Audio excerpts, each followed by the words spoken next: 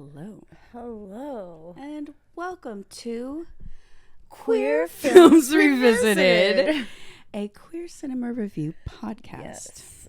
Oh, the heat wave edition. Heat wave edition. You know, when I put the suns on there, I didn't think it was because of the sun, but we are roasting, toasting, and so we just haven't, it's actually been taking us a few days to get to this recording. Mm-hmm. So we moved it to a different room. Yeah. So it's been a heat wave, and we are here, and we're gonna do our best to keep ourselves locked in and cool. With all fans off. Hopefully this deep dive will help keep you cool today. I'm Em. I'm Candice. And thank you for joining us on our episode of Better Than Chocolate. Episode number 7. 7. Wow. I didn't know. So you think that title comes from the Sarah McLachlan song? I mean, they put that song in the movie. I was like, I think she said something. Yeah, something about that. Because we watched the director's commentary. We got to watch the film with the director's commentary. With Ann Wheeler, and that was super informative.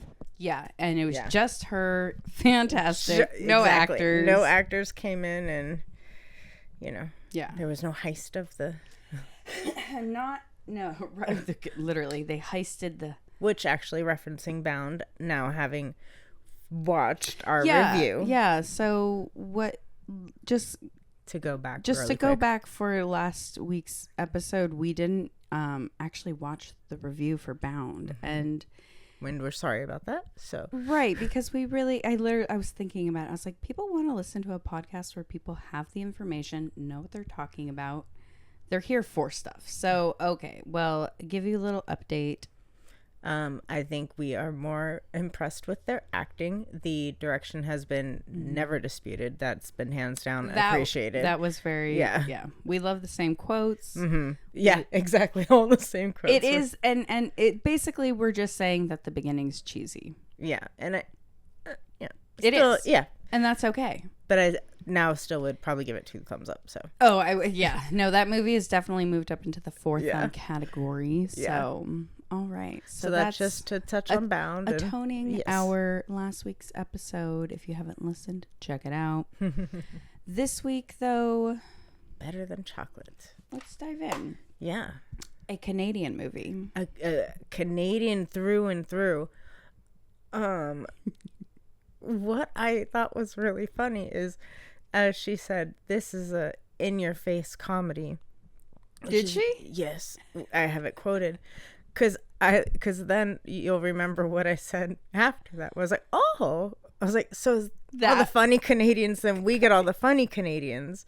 Because it was literally realizing, like, Canada's sense of humor is pretty dry, I think. It's very British of just like, it just, when you said dry, it made me think, like, right, it's a different kind of sense of humor. And so that makes sense for the comedians in Canada who are like, they just don't get me. I'm going to go down past the border and like, Schitt's Creek, Seth Rogen, Jim Carrey, I think Judd Apatow, like, I send them on down, because I'm like, if this is the in-your-face funny that it's not really that funny. I don't think it's a story, and it's cute, but I would trying to get down or up. There we go. I've been trying to turn myself up. I would say that I would say it's a romantic comedy. Oh, it's a rom-com. A rom-com, but I wouldn't say in-your-face funny. No, they have the, like, scenarios where it's like, ooh, the goofy stuff. Yeah, I'm like, no, because it crosses lines that literally I'm like, oh, no. Let's just know your brother should never be watching you. Your mom should never be using what she thinks is your sex toy. And then is upset that it wasn't your sex. Like, oh no, it wasn't yours. And it's like, no, it was a clean somebody else's professional's toy. Anyways, sorry, getting ahead of ourselves. Canada. So, I was just gonna say Canada. Yeah, we watched a couple of the Canadian films. Canadian films are different. Because again, it's really funny because I love Canadian actors. I love Canadian writers like Seth Rogen and Judd Apatow.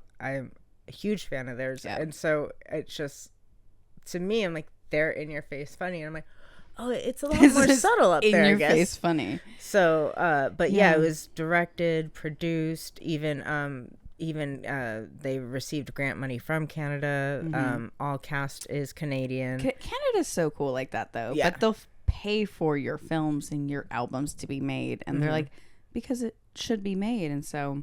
Well, we have that, but what I thought, and as she noted, was even cooler is they funded a film that is addressing censorship by the government. Right. So she's like, not a lot of governments will pay for a film that is showing them, you know, even though probably they didn't do that. So they're like, yeah, sure, you can do that. But all the same, I don't think a lot of governments are down for that. So, you know, go Canada. Right. They're like, you have an opinion. Your freedom of expression. We just don't want your dirty books to come on in.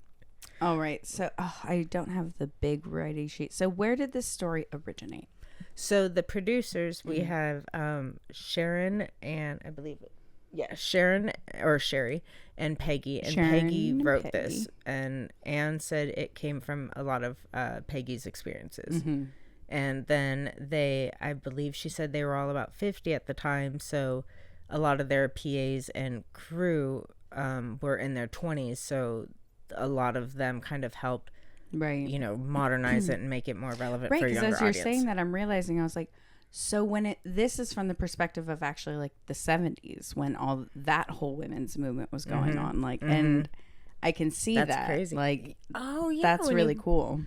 When you put it like that, it does have a different, that backdrop does give it a different kind of... It's very extremist. It seems very extreme, the act that of what the character is doing, like standing in the window, you know, naked and stuff. But I'm like, but that was, I think, such an element from 20 years prior of like, no, when you have something to say, you got to get out and say it.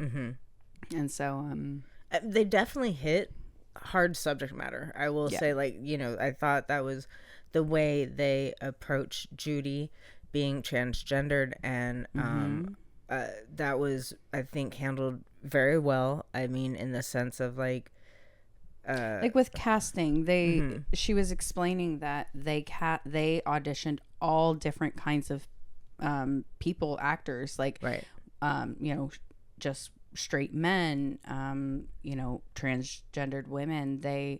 She was trying to find that right actor and person to fill the role, and they found one. And he she was saying he was actually a very like a lead character actor, all into like the romantic films. He was that guy. And so the fact that he came in and played Judy so well.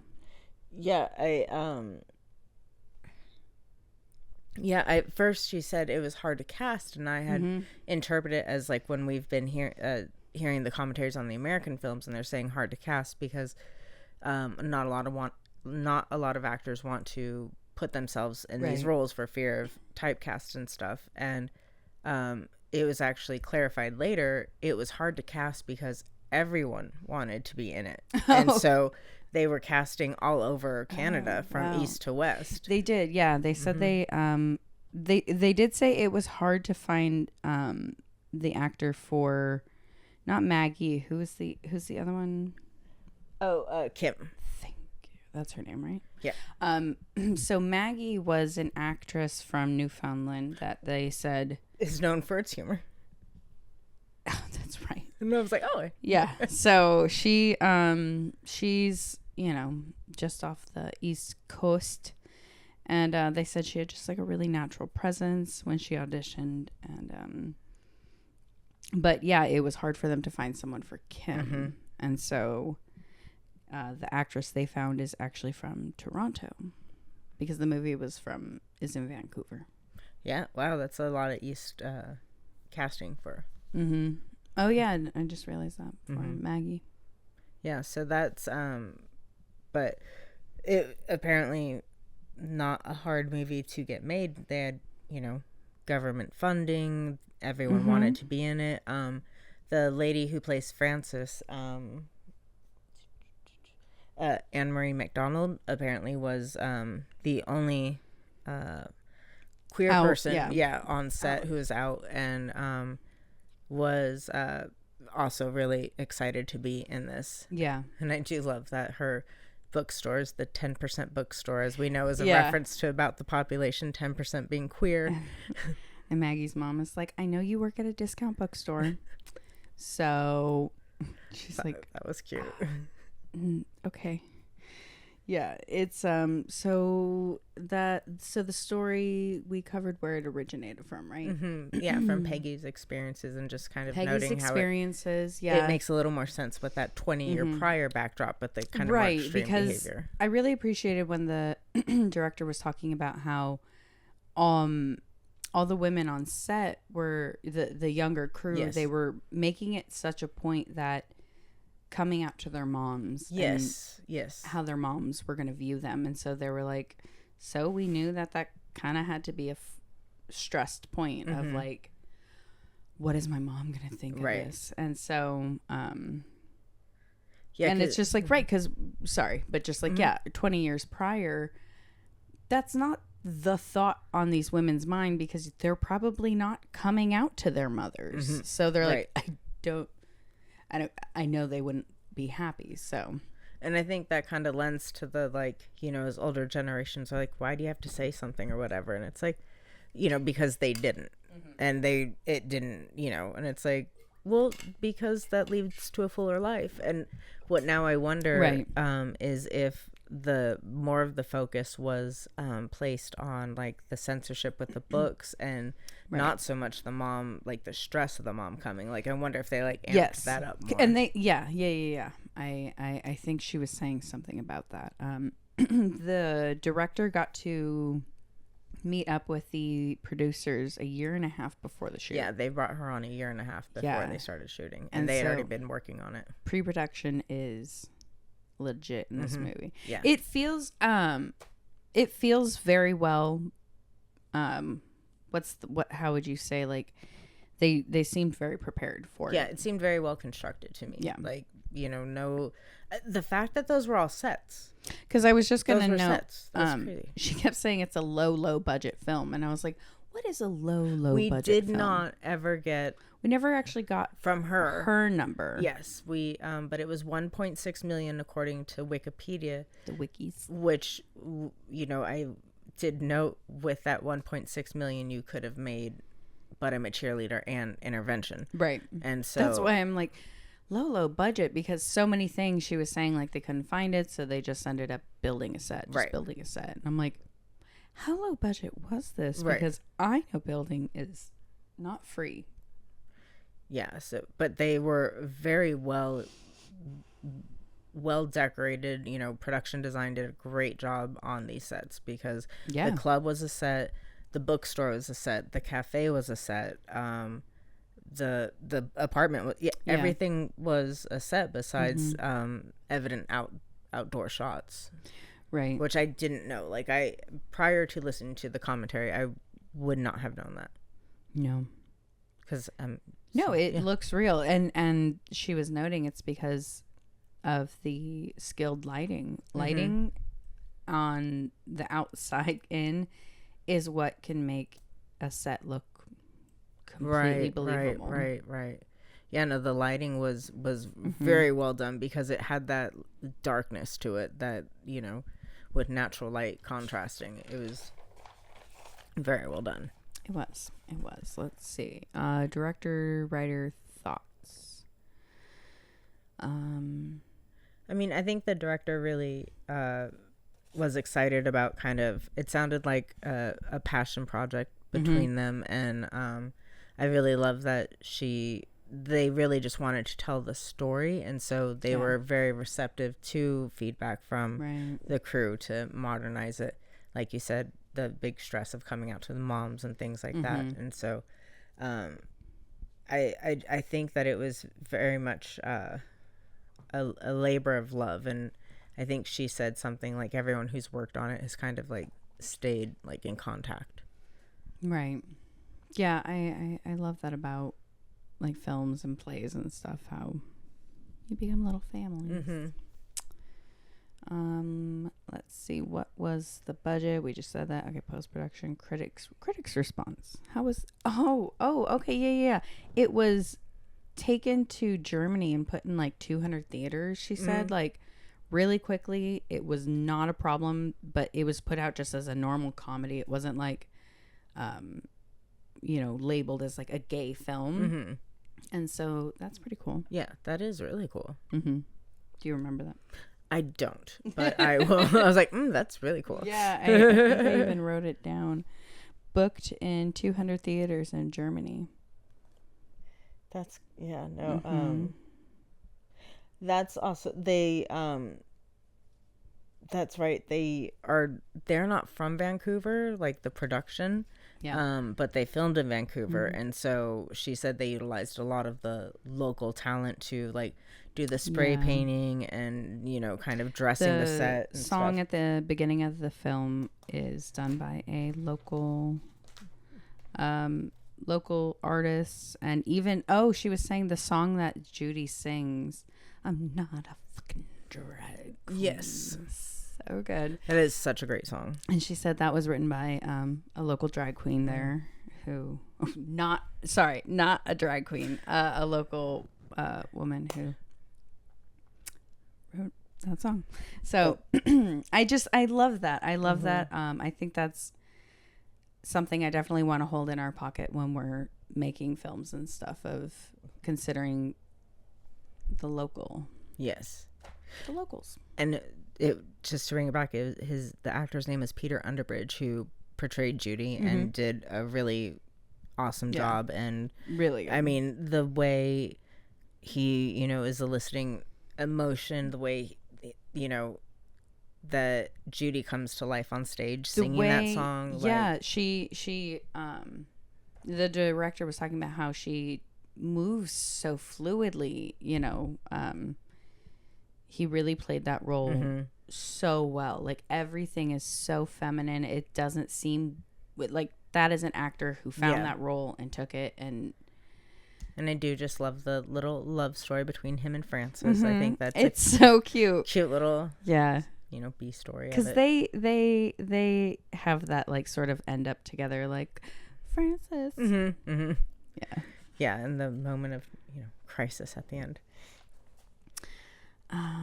So right in the review, I was talking about that. I was like, these cheesy endings where they're kissing in the middle of the street, but there's a fire going on behind them. Yes, that's what's happening. That is exactly what happened. Yeah, it's so funny how like critical I was of these films. Like, it's okay that it's not real.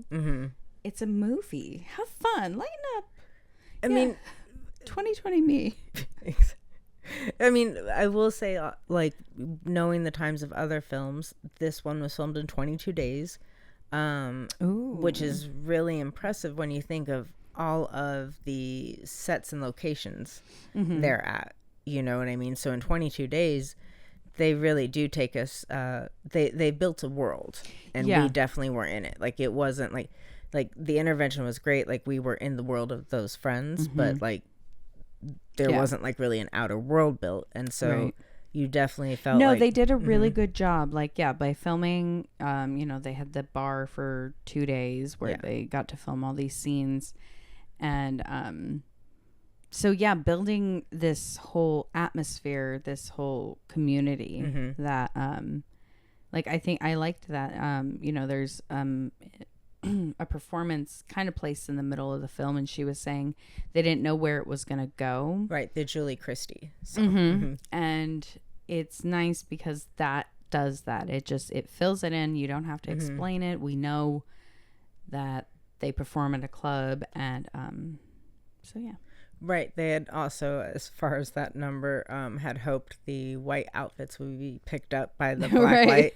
It didn't work, and so they literally were just wigs. So they had to like go and like hand paint some stuff. Yeah, get hand paint, so they're like at least some features showed up. I loved when she was talking about that, because she was saying like they had a different like PA person going out for everything. We knew this. So it's like, I love that about, you know, when the problems arise on a film set, like you don't have time to not solve it. Yeah, there's no debating it. It just happens. You just solve it. Like, it's like, okay, I need you to go find new dresses. You spray paint that will glow. Yeah. And everyone has to go out, and it's such a community thing. And I like, she said the most difficult thing on set was the ice sculpture because they didn't have a refrigerator on set. So, I was like, I'm imagining like a swan or something.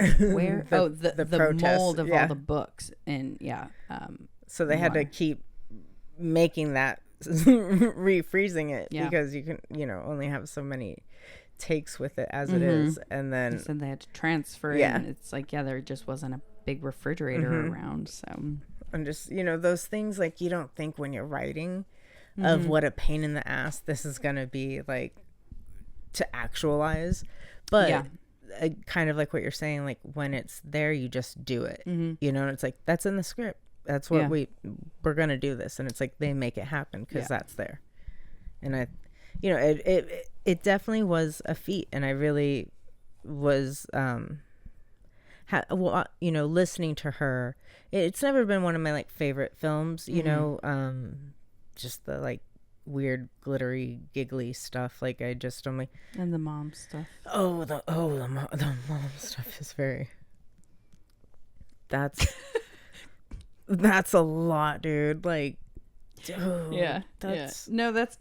a little boundaries. Canada's boundaries with their family, I think, is a little bit, like I said, there's a scene where Maggie and Kim are hooking up, and her brother's staying there, and he's watching. He's like peeping a little too long. Yeah. Like, he's like watching his sister hook up. He's not like, oh shit, oh, can't look out there. Oh my god, my sister. Like, it's like, so whoa, sis. Yeah, sis is low. Scarred for life. But I full on take on, I know me and my pearls are way of a different standard, so what were our original thoughts on the film? It kind of just like it's never really been one of my favorite movies to like pop in myself, but hearing the director's commentary of where it's coming from, the years it's coming from, because it always just felt a little dramatic, so I was like, it is very dramatic, you know, I'm like, and so I'm like, okay, I get it, like, you're like talking like war protest times, like, you know, like, so like in the 90s, like, don't get me wrong, there's like protests and everything, like people getting like hate crimes and murders and stuff, like, still, but it just so it definitely had an intense thing, and now listening to the commentary, I kind of am able to understand that a little better. Yeah. And so it gave it more of that, oh, okay, I get it. It doesn't change that it would be kind of a stressful, you know, thing to watch again. But yeah, it took me, I didn't see it until our review because that's so interesting. It was so popular, and like when I realized I was doing the math, I was like, okay, so it came out in 99. I came out in like 06. So I'm like, oh, okay, so that makes a lot more sense. It was literally 7-8 years old when everyone was like, have you seen Better Than Chocolate? I'm like, no. A queer movie that's 7 years old is like 7 years old because there's so much content. But back then there wasn't. So correct. It's like, oh, have you seen Better Than Chocolate? Exactly. Yep. Yes. So now at this point, it's lost in the ether to the world. And I feel like, like my true hope for this podcast is that young queers are going to watch this and be able to be open to a world of film that they're not going to hear about this on the TikToks, and like, no, their friends aren't talking about this stuff. So, because like you said, there's always a new show, there's always a new artist. So, yeah, there's a lot of content being made now. So it's a lot So I agree. That is kind of the idea of what we're doing here with the cinema review and everything, is I actually have all these on DVD. And so funny. I just looked down. It says the butt plug scene was what was making it tough on the ratings for the film. that is right. Yep. It wasn't all the other sex, but yeah, the brother. Isn't that interesting? Because as we know better than, but I'm a cheerleader here. That's exactly what was the problem. The ratings was literally because of the girls, and so it's like they have a whole like sex scene, and it's not even like which sex scene. It's like, oh, the one where they make the paintings. Which sex scene? And which the director noted they've been offered plenty of money for people to get their hands on those canvases. Right. So I was like, oh, that's really interesting. She's like, we could actually fund a sequel to this with how much money we've been offered for those canvases. That's amazing. Yeah. And I was like, what? Sell them? So, do you now want to make a sequel for Better Than Chocolate? I think that would be really cool. I'm so excited to get into the film world because I'm hoping so much that you're just going to meet all these people and be like, I'm down to make them. They're like, we just needed a young queer filmmaker who was like, oh, there needs to be a Better Than Chocolate too. Because what's the other line? Better Than Ice Cream? Yeah. That would be the movie. Better Than Ice Cream. I like that. Sarah McLachlan's song. That's the other comparison. She says, your love is better than ice cream. And this movie also made me realize, I remember how much I loved her. Like McLachlan? Yes. Oh my God. Fumbling Towards Ecstasy, like that CD, like I, as a teenager, was like, you just feel it. And then that SPCA ad, and literally, like it's so all that sad dog. Literally, as you were saying that about listening to the album, I was like, oh, so this is like what before Taylor Swift, like that was the like kind of the female like you gotta feel song, and I was like, so Taylor Swift don't do any ASPC commercials that quick, like I literally all was of a sudden we're like, I can't, Taylor. I just can't shake it up anymore. No. Shake it off. So now all I think of is that poor dog with the ear issue, just trying to shake it off. They're all covered in fleas, like. Oh, so yeah, that really is But yeah, great. Sarah McLachlan, love it, love her. I think we should write Better Than Ice Cream. Nobody take this idea. I like it. I think it could be a short, like. I think that would be really cool. I think we should do like a little short version, and it's, the stories don't even have to be connected. It's just that it's the sequel of like, how are things for gay people now? I like that. Because too many people think it's totally safe, and they're like, it's not even a big deal to be gay anymore. I was like, gay people are still murdered every day. I was like, that is literally not fucking true at all. Yeah. So, but yeah, I like it. Anyways, Better Than Ice Cream. It's on. Better Than Ice Cream. It's on. Oh my God. It's so funny. I love all the notes. I have dildos everywhere. She said it was hilarious just because the place that Maggie's subletting, the woman is a safe sex educator, so she has dildos everywhere. Very big thing in the 90s. Not so common now. No. But in the 90s, yes, very, very common. Like in the beginning, she's like washing this vagina display, and it's like now people would be like, oh, that's a sex toy, and I'm like, I actually think that's just for, I mean, it probably is, but it's also being used for showing. And what's the word I'm trying to say? Just when you display. Anyway, we're moving on. Yeah, okay. So she said there were dildos everywhere.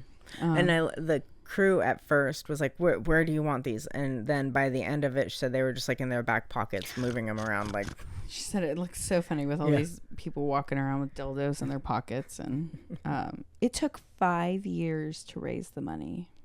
Yeah, no, it's a lot of money. I loved it because she was saying, she's like, it's to all the filmmakers out there, know, like, it takes time. It takes time.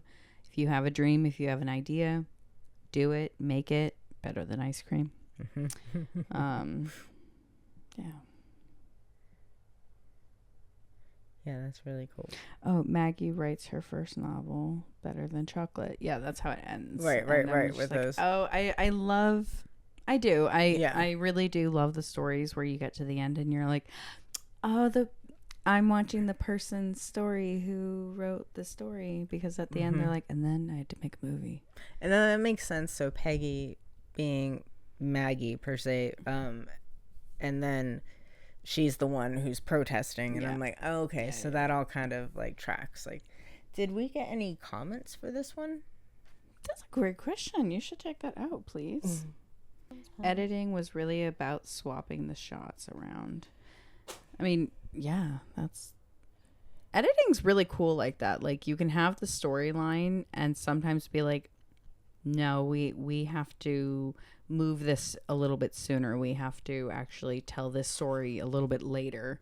And editing's really cool like that. We can go ahead and just edit this out. No comments on better than chocolate? Is this the first? This is like the second one or something that hasn't really. Yeah. But that's okay. That was like that seems kind of on par for that movie. I was gonna say, like, you know, as far as like the hard work that this film was, you know, filmed in 22 days, 5 years to raise, you know, they brought her on a year and a half prior to start the pre-production. Like, that's a lot. And so she said they were filming like 12 scenes a day, which is crazy. Wow. Yeah, they're filming like 12 scenes a day, and so that's why a lot of scenes there's no coverage. This movie is not filled with coverage. I did note that she was saying how she said just a lot of the scenes are one solid shot, and then maybe if there's a conversation with somebody you'll have another angle. But yeah, this movie very much was the script because of that. Like, so thinking of the budget and how tight they had everything, so she made a lot of like choices like that. So on the actors, like on Judy and Francis, a lot of those are just one shot, right? Because she knew that they could play off of one another well and have that chemistry. She was saying how if you are filming the characters, you know, head on, or like, you know, with both of them in the shot, they have that room to improv and be a little bit more fluid with each other, because you aren't so concerned with, well, I need you to do the exact same movements and behaviors because I'm swapping the camera and it can't look funny. And no, I was really cool too, like knowing like it was a lot of work went into it. You see that not everyone's like I don't have anything bad at all to say. Like, just for me, it's just not my like favorite movie, but that means it can very well be like, I think a lot of people enjoy this movie. I'm trying to think of like, if to put my finger on it, like, or put my foot in my mouth. I'm just trying to think like, what is it about the movie that, because is it this movie in the review that I was saying there's no real plot line? Because I don't believe that's true now that I do believe it is this movie. Yeah, it's actually through this podcast episode, I'm discovering like, no, the plot line was the censorship of the books, and the love story around it is just around it. But yeah, I kind of, because what I said in the review, I think I'm like, it's just a lot of events happening, a lot of circumstances, and you know, okay, a little hoity-toity, like. I mean, it's not wrong. It's not wrong. No. It is a lot of that. But there is a plot of, to me, it really is about the censorship of the books. That's at the beginning, that's at the middle, that's climax, that's where it all ends. Bernice. You're right, when she sees. I haven't seen you since the Women's Festival. That's funny. I think that's probably the funny line for me. The funniest line for you. Yeah, I can't even pull any really. It's that heat. It was a warm one today. It was 20 degrees hotter yesterday. And for a week of that, and it's been a week of that, so yeah, it's amazing what the heat does to the brain. So unless there's anything, what are your final thoughts on Better Than Chocolate? I respect I have more respect for the movie. I think it's awesome what they're able to do, and like everything. I think they got the movie they sought. Yeah, and I think that's really awesome. It's definitely a feat that they completed. There's so many locations and that sets they built. Yeah. Like, it's really awesome. No, it's really inspiring. And definitely a great place to go for Better Than Ice Cream. Yeah, I'm really excited. I think that'll be cool. I'm always inspired to write like sequels. Yeah. Who needs my own story? I'm just gonna continue on. Well, this was a good hot little episode. Next hot wave edition. Next episode is high art. Yes, high art. That'll be cool to talk about that one. Yeah, I feel like my head's getting a little big from not my ego, but from the heat. Yeah, I think it's time to wrap it up and air it out, because this deep dive is getting a little too wet for you.